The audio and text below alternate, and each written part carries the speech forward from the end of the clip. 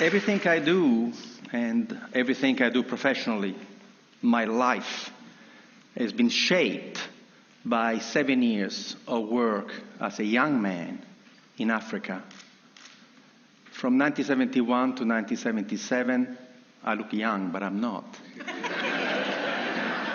I worked in Zambia, Kenya, Ivory Coast, Algeria, Somalia, in projects of technical cooperation with African countries. I worked for an Italian NGO. And every single project that we set up in Africa failed. And I was distraught. I thought, age 21, that we Italians were good people and we were doing good work in Africa. Instead, everything we touched, we killed. Our first project, the one that has inspired my first book, Ripples from the Zambezi, was a project where we Italians decided to teach Zambian people how to grow food. So we arrived there with Italian seeds in southern Zambia, in this absolutely magnificent valley, going down to the Zambezi River, and we taught the local people how to grow Italian tomatoes and zucchini. And of course, the local people had absolutely no interest in doing that, so we paid them to come and work, and sometimes they would show up. And we were amazed that the local people in such fertile valley would not have any agriculture. But instead of asking them how come they were not growing anything, we simply said, thank God we're here. Just in the nick of time to save the Zambian people from starvation. And of course, everything in Africa grew beautifully, and we had these magnificent tomatoes. In Italy, a tomato would grow to this size, in Zambia to this size. And we could not believe. And we were telling the Zambians, look how easy agriculture is. When the tomatoes were nice and ripe and red, overnight, some 200 hippos came out from the river and they ate everything. And we said to the Zambians, my God, the hippos! And the Zambians said, yes, that's why we have no agriculture here.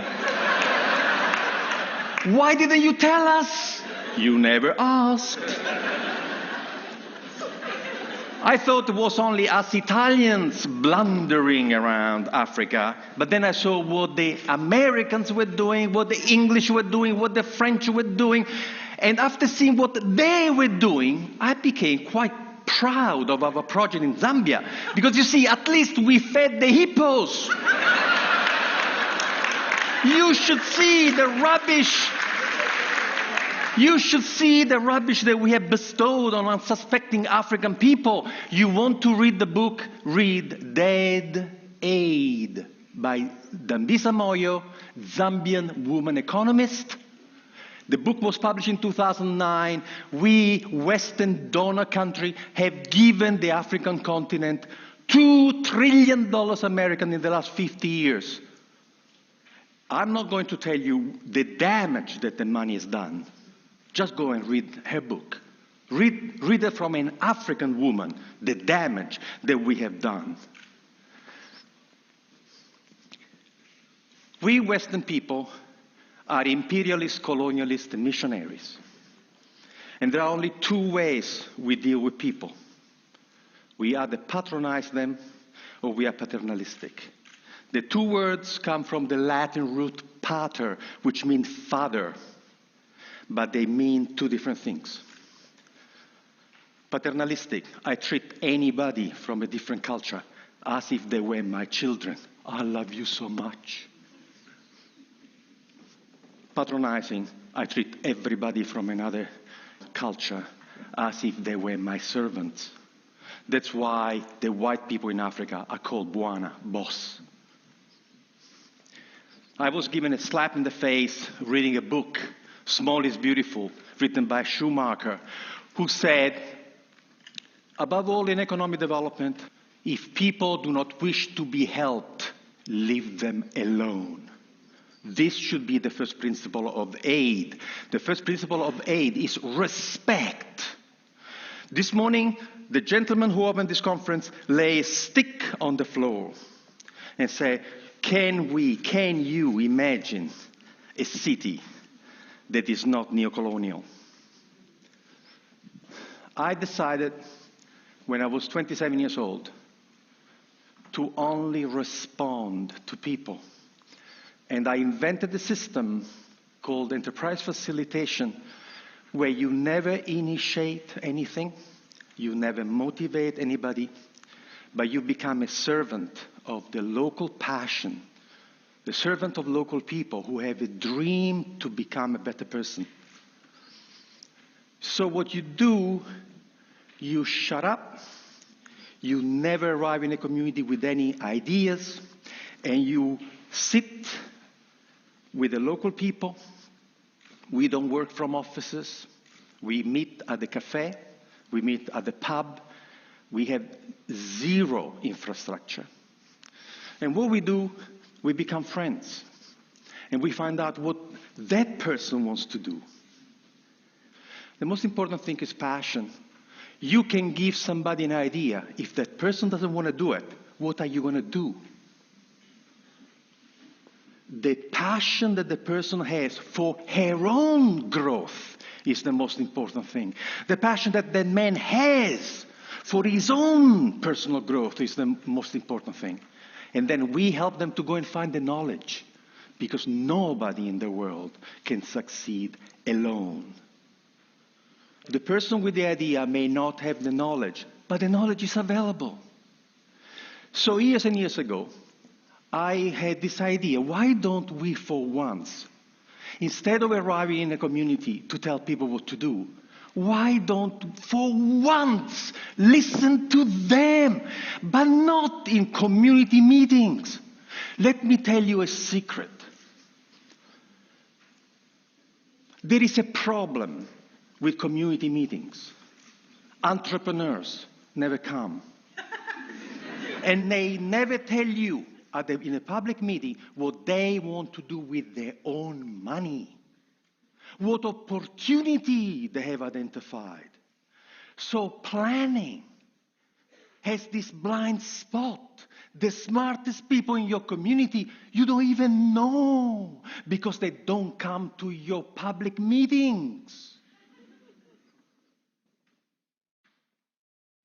What we do, we work one-on-one. And to work one-on-one, you have to create a social infrastructure that doesn't exist. You have to create a new profession. The profession is the family doctor of enterprise, the family doctor of business, who sits with you in your house, at your kitchen table, at the cafe, and helps you find the resources to transform your passion into a way to make a living. I started this as a tryout in Esperance, in Western Australia. I was doing a PhD at the time, trying to go away from this patronizing bullshit that we arrive and tell you what to do. And so what I did in Esperance that first year was to just walk the streets. And in 3 days, I had my first client. And I helped this first guy who was smoking fish from a garage, was a Maori guy. And I helped him to sell to the restaurant in Perth, to get organized. And then the fisherman came to me to say, you the guy who helped Maori, can you help us? And I helped these 5 fishermen to work together and get this beautiful tuna, not to the cannery in Albany for 60 cents a kilo, but we find a way to take the fish for sushi to Japan for $15 a kilo. And the farmers came to talk to me, say, hey, you help them, can you help us? In a year, I had 27 projects going on, and the government came to see me to say, how can you do that? How can you do? And I said, I do something very, very, very difficult. I shut up and listen to them.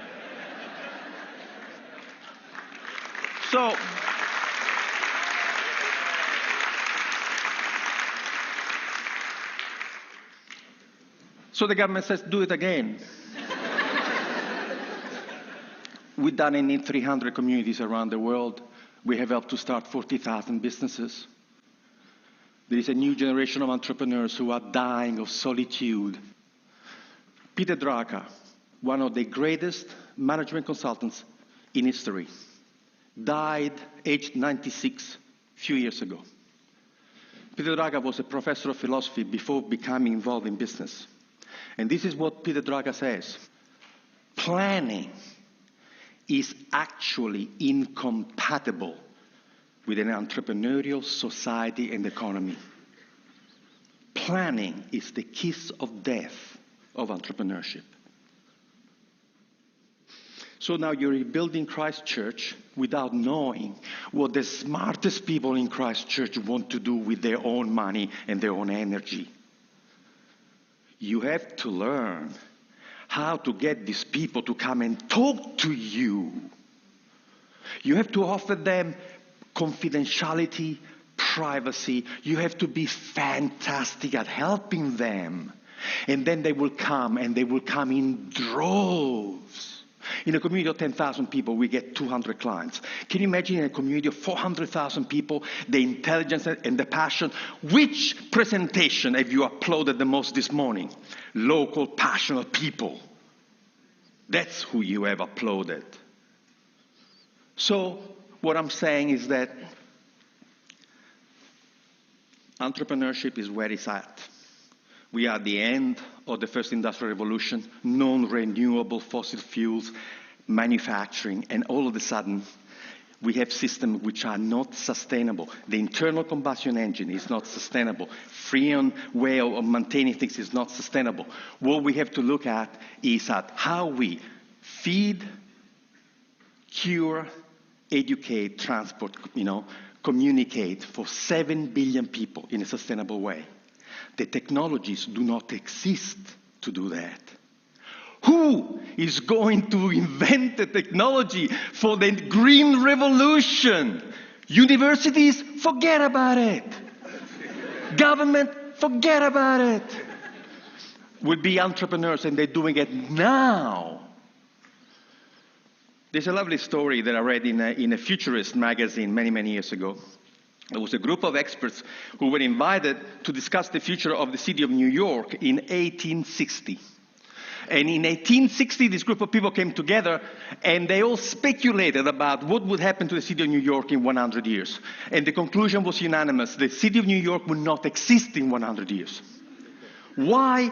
Because they look at the curve and say, if the population keeps growing at this rate, to move the population of New York around, they would have needed 6 million horses. And the manure created by 6 million horses would be impossible to deal with. They were already drowning in manure. So 1860, they are seeing this dirty technology that is going to choke the life out of New York. So what happens in 40 years' time, in year 1900, in the United States of America, there were 1,001 car manufacturing companies. 1,001. The idea of funding a different technology had absolutely taken over. And there were tiny, tiny little factories in backwaters, Dearborn, Michigan, Henry Ford.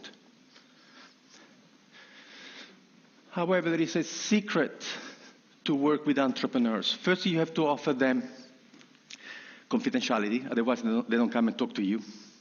Then you have to offer them absolute dedicated, in passionate service to them. And then you have to tell them the truth about entrepreneurship. The smallest company, the biggest company, has to be capable of doing 3 things beautifully. The product that you want to sell has to be fantastic. You have to have fantastic marketing. And you have tremendous financial management. Guess what? We have never met a single human being in the world who can make it, sell it, and look after the money. Doesn't exist. This person has never been born.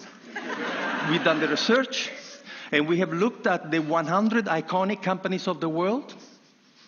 Carnegie, Westinghouse, Edison, Ford, all the new companies, Google, Yahoo, There's only one thing that all the successful companies in the world have in common. Only one.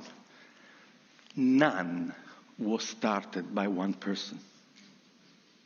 Now we teach entrepreneurship to 16 years old in Northumberland, and we start the class by giving them the first 2 pages of Richard Branson's autobiography, and the task of the 16 years old is to underline in the first 2 pages of Richard Branson's autobiography how many times Richard uses the word I and how many times he uses the word we. Never the word I and the word we, 32 times. He wasn't alone when he started. Nobody started a company alone. No one. So we can create a community where we have facilitators who come from a small business background, sitting in cafes, in bars, and are your dedicated buddies, who will go to you what somebody did for this gentleman who talked about, this epic. Somebody who will say to you, what do you need? What can you do? Can you make it? Okay, can you sell it? Can you look after the money? Oh, no, I cannot do this. Would you like me to find you somebody? We activate communities. We have groups of volunteers supporting the enterprise facilitator to help you to find resources and people. And we have discovered that the miracle of the intelligence of local people is such that you can change the culture and the economy of this community just by capturing the passion, the energy, and imagination of your own people. Thank you.